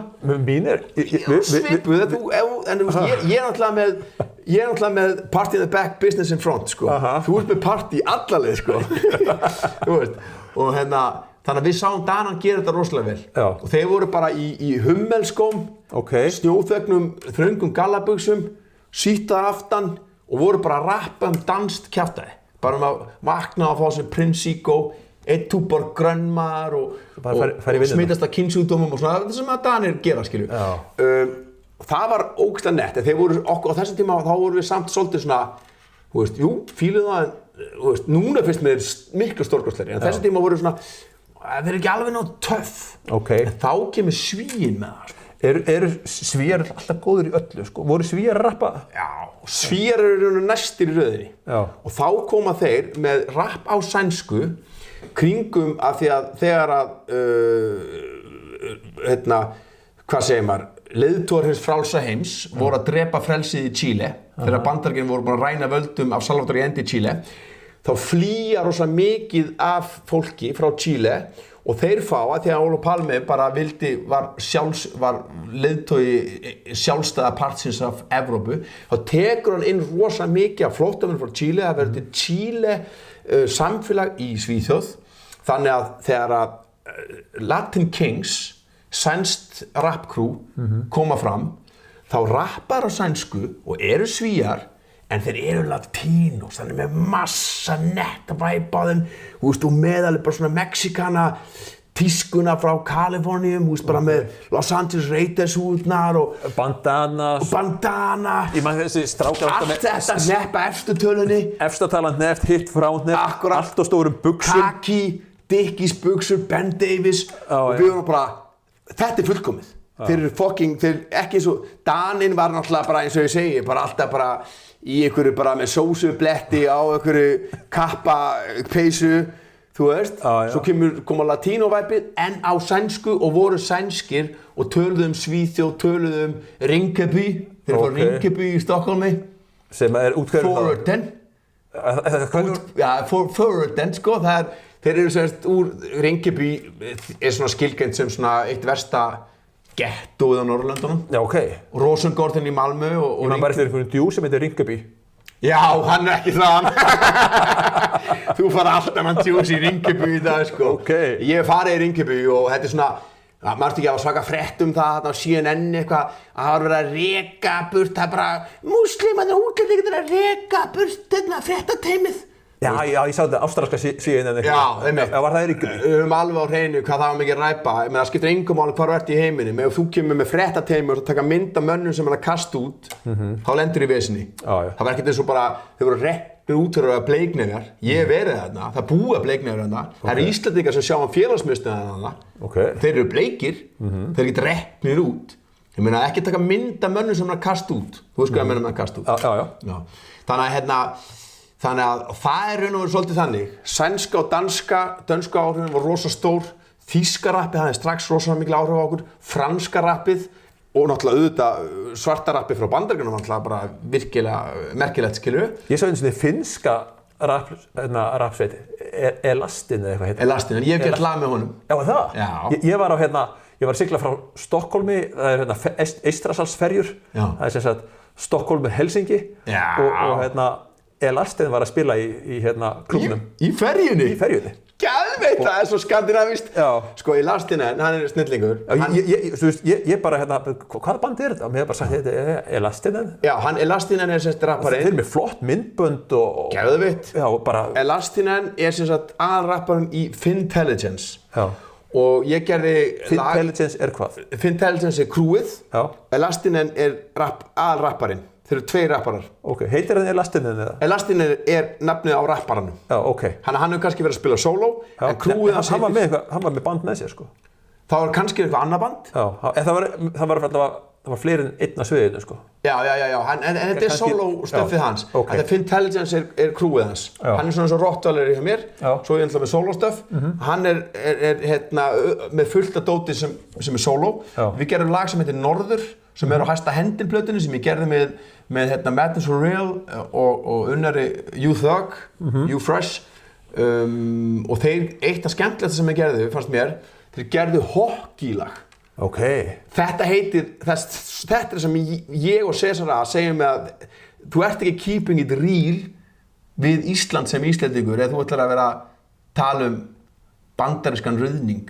Já, nei, það... Og Elastinen og Fintelligence gerðu upp svona hockeylag, Finnar geðugri hockey. Og Svía líka. Og Svía líka. Já. Auðvitað tala þú hockey, ef þú hugsar hockey og gaman hockey, það keeping it real að tala það í rappaniðinu. Já. Þannig að Finnarnir komu seinna, Normenn komu seinna og Íslendingar komu seinna, en Danir nummer 1 og Svíar nummer 2. Svona ég að vera stærst mótandi. Það rosalega mikilvægt að gera, finnst mér, texta eitthvað áþreifanlegt sem að gerast. Ég átti lag þú veist, ég var með mína hljómsveitin í gamla daga, Stoke a Joke. Það var bara... Stoke a Joke, já. Glórulaus fjárfesting. Já. Ég bara lagði þetta, geri texta og það bara fínasta spilun, sko. Hvað hét bandið þetta aftur? Ceres 4. Lagið Stoke a Joke var bara með Ceres 4? Já.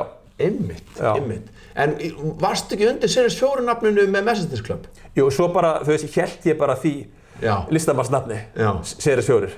Bandið mitt, þú veist, bara mitt nafn, bara eins og þú bara Billy Idol bara Billy Idol og hans hljómsveit. Ceres 4 bara Ceres 4 og þeir sem eru með mér, þegar þeir eru með mér. Og svo, ég rætti það við Vala Sport ég heiti eitthvað annað, þú veist, ég með Messengers Club. Nei, þú veist, það heita allir Gasman eða Gilsinegger eða Party Hans og það er bara enn einn abakötturinn í brúðubílnum, sko. Bara velkomin í sjóið. Velkomin í sirkus. Setta það brúnkukrem. Akkurat. En tala það, þú veist, aðeins að plugga líka, sko, að Messengers Club með comeback í lok maímánaðar. Ég vissi það. Bara næsta helgi og eftir ykkar. Þið eru 24. En Gasman ekki með ykkur? Það er bara að finna hann, sko. Hann er á Suðurnesjum. Hann er einhvers staðar, sko. En ekki á Suðurnesjum? Svo ég segja hann sé á Suðurlandi. Hann á. Já, ég hef séð hann, sko. Já, hitt hann og... Já, meina hann fer ekki fram með mannum? Ekki ef þú rekst af hann. Nei. Hann er mjög þykka nervur. Já, sko, við kynntumst þegar ég var í einhverjum panel fyrir Eurovision fyrir milljón árum síðan. 2008. Já, ok. Ég aðeins að leiðra þetta. Ég hitti þig fyrst. Þá sem sagt, ég að gefa út mína fyrstu plötu, undir plötu nr. 2. Ég gaf út ljóðaplötu sem hét Kaldastríðsbörn. Einmitt, já. Og svo gaf ég út einhver aðra plötu, ég hitti, voru kölluð í eitthvað viðtal, þeir voru að gefa út ykkar plötu og svo var einhver annar og svo var ég að gefa út mína plötu og þá voru það að gefa út XXX Rottweiler plötuna. Fyrstu plötuna, 2001. Hittust niður í Morgunbladshúsi. Var það 2001? Það var 2001, bara þegar leiðu ykkar plata var að koma út. Þá var ég að koma með mína sem það vakti enga, þannig sé athygli, sko. Ég man svolítið eftir þessu. Já. Gæti verið þú að gefa mér eintak? Já, ég satt ég man svo vel eftir þessu Stoke a Joke dæmi, sko. Já, ég satt með ykkur það var eitthvað blaðamaður, var bara að ræða við ykkur, þetta var svona hópviðtal. Þannig að þar hitti ég þig fyrst. Og svo líður tíminn og ég fylgist með þér og keypti plötuna og svo það í Eurovision 2008 þegar þú ert í þessari dómnefnd sem að ég og Selma Björns og Þorvaldur Bjarni já, í Tóttmóbíl og þá kemur Barði Bangang. Já, keppni þetta ári var á þann hátt að það voru ekki valin lög, það voru valdir höfundar. Akkurat. Og hver höfundur kom með 3 lög og svo kepptu þau innbyrðis. Akkurat, Laugardalslögin. Já. Og svo í endanum voru það var Eurobandið Örlygur Smári sem fór út og Friðrik Óbar og Regin Ósk. Einmitt. Við vorum með 2 og Guli Hanskið með Óttari Proppi og Akkurat. Hvað hétu þeir eftir bandið Dr. Spock. Dr. Spock. Já, þetta var mjög sterkt, sko. Þetta var mjög gott. Sko, mér fannst þetta bara atriði ykkar algjört kjaftaði og ég að segja það jákvæmt sko. Og við Barði náttúrulega erum gamlir og góði félagar og hann elskar gott kjaftaði og öll atriðannas þrjú voru algjört kjaftaði. Já, hann var með eitt Bollywood-lag, eitt skakfyrst sveiflulag, svona eins og hann hvað heitir hann Geirmundur Valtís og svo þriðja lagið sem var hó hó hó í sig hei hei hei það var átt að vera þú veist svona austurþýskt svona austur-evrópskt Eurotrash og það voru við af því að sko Mercedes Club mér finnst nefnilega að Eurovision eigi alltaf að vera svona af því að það er ekki nokkulega að vera að senda út eitthvað þykast til að gera eitthvað tónleik eitthvað sem við myndum hlusta bara heima á okkur því meira bull mér fannst sko þetta var ótrúlega hjá okkur þú varst ber og ofan, olíuborinn glæsilegur með kasketti með svona dollaramerki og einhverja keðju og þvílíkt búin að sko marinar í brúnkukrem Við vorum vel smurðir og svo varst þú eitthvað að hrópa eitthvað inn í og gasmann að reyna að halda takt hann var með bara einhverja tunnu og spila einhverja tunnu og hann átti svo erfitt með þessa hreyfingu það var svo stór Ég veit þetta gott Þetta var skemmtilegt atriði og hún söngkonan Rebecca hún er systir Mr. Handsome nefnilega, hún er systir Ívars sem er doktormista Já, doktor Mr. Handsome heitir það ekki Jú, sko, Mr. Handsome er Guðni frændi og Rebecca er systir hans Ívars og já, þá held ég var ekki einhver DJ líka Nei, við vorum bara fimm, það var bara Gilsinnegar ég Gasmaðurinn, Rebecca og Patty Hans og Patty Hans það er alltaf ótrúlega maður einmitt ógeðslega flott nafn, Patty Hans Patty Hans, líka því að hann er Schröder hann er Schröder, og bara þjóðveri Hans Schröder hann er alveg með þetta nei, ég hafði mjög gaman að því þetta var skemmtilegt en við erum sem sagt svo ég held að fram að plugga þannig að Öddi blöð með fermingarveisluna þátturinn hans er blöðvarpi, heitir það ekki? Jú, FM blöð er 14 ára og hann fyrir 4 ára síðan þátturinn var 10 ára og þá blés hann í eitthvað partí sem var niður í höll sem lukkaðist rosalega vel, ég var ekki þar þá var ég að drepast, ég var brjósklos það var einmitt pælingin að fara í gera comeback þá, ég sagði bara ég bara er rúmliggjandi og gott ef að Rebecca var ekki bara ófrísk og gasmaðurinn einhverstaðar annar staðar og þannig að það er bara næsta partí sem að renna upp núna eftir í lok maí sko, hvenær er þetta? 31. maí það er sjómannadagur við erum að spila á sjómannadaginum á Patreksfirði en ég fylgist með þér ég reyna að sjá þetta þá allavega gegn stafrænt þetta verður örugglega tekið upp Heyrðu Erpur, við erum komin í það 1,5 tíma ég seldi þér að hugmynd að koma inn í kannski 40 mínútur ég nenni það gerist ekkert að 40 mínútur Nei, við erum alltaf komin í þetta er svo bara, þú veist, þetta er bara svo gott kynlíf það að endast lengur en ég ætla ekki að segja, ég myndi nenni að vera eðla mig í 1,5 en því lengra því betra, þetta var þvílíkt gott game hjá okkur, mjög skemmtilegt þetta var mjög skemmtilegt við erum ennþá bara í geimnum við bara svífum eins og 2 stjörnur ekki slæmt hefur verið alltaf velkomin í stúdíóið mitt geggjað að koma ef þú ert með einhverja hugmynd, plugga eitthvað eða segja einhverjum að koma, láttu vinina vita sem að gera eitthvað skemmtilegt þú náttúrulega bara tagga mig, ég ætla að skapa hann hlut þá sér fólk á öllum mínum miðlum og svo vil ég bara koma það framfæri að ég er ekki að markasetja þetta þátt, ég er ekki að hringi í DFF og segja ég er að tala um Erp eða þannig ef þeir pikkuðu upp, þá bara pikka þeir upp það gerist, engar águr ég ætla nú ekki að vera runga mér alveg bara hart strax en það er rosa hlustun það er ótrúlegt hvað fólk hefur gaman af að ég sé að röfla svona Þú ert náttúrulega sá skemmtilegasti Takk fyrir það Unnur en það ert þú líka og mér finnst þetta bara mér hlakka til að horfa á þetta Já, ég sendi þetta bara inn á eftir ég ætla bara að fara mjallist inn á YouTube en þannig að ég segi alltaf við alla bara, þú veist, þú takkar þessu og dreifur þessu bara sem flesta og lætur sem flesta vita og þannig, hérna... Þetta svona word of mouth. Já, má ég segja það. Já. Ég ekki, hérna... Þú ert ekki með markaðsdeild í þínum málum. Það líka, þannig alltaf besta. Það best mann á milli. Já, ég ekki með markaðsfulltrúa eða eitthvað. Nei, en það væri það auðgeðslegt. Já, ég ætla bara að láta þetta bara, hérna, þetta bara kynni sér sjálft. Já. Það dreifir sér sjálft. Já, þetta fer út í kosmosi. Já, einmitt. Heyrðu, Erpur. Já. 1000 þakkir. Sömuleiðis, Finnur. Og hérna, bara giggið 24. Já. Það svoleiðis. Tryggið ykkur miða, þeir eru á hóflegu verði. Hóflegu verði. Hlakka til að sjá okkur. Og þetta ekki koncert, þetta 7 tíma... Já, bara festival.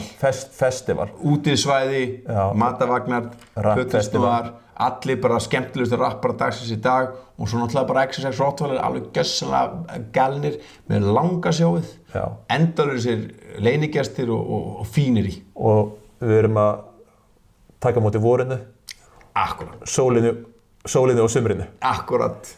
Rock on. Einlega. Gaman að sjá þér. Takk sem leiðis.